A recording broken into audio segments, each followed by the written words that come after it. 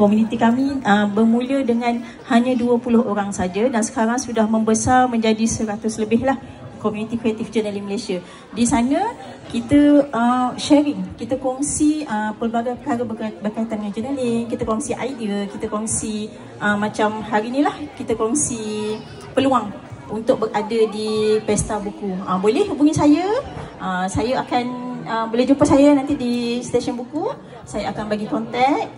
Boleh berbual dengan panjang. Kalau even nak buat program di sekolah atau di pejabat-pejabat kerajaan ke apa, nak panggil kita pun boleh, tak ada masalah.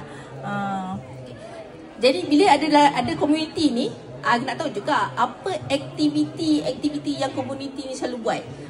Mestilah ada gathering ke apa-apa kan. Apa aktiviti dia? Okey, aktiviti yang biasa kami buat ialah chill and heal. Chill and heal. Journaling jam session. Kedai kopi. Sambil budak-budak tak boleh minum kopi boleh minum coklat. Minum coklat. Okey. Kita healing sambil kita berjournal secara santai.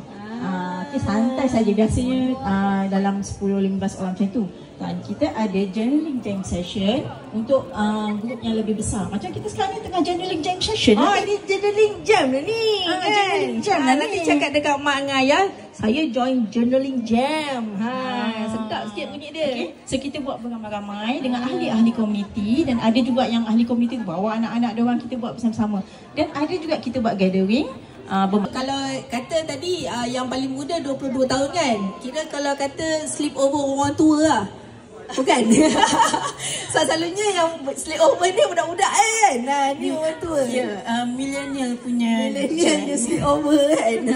Jadi mana adik-adik nak join komuniti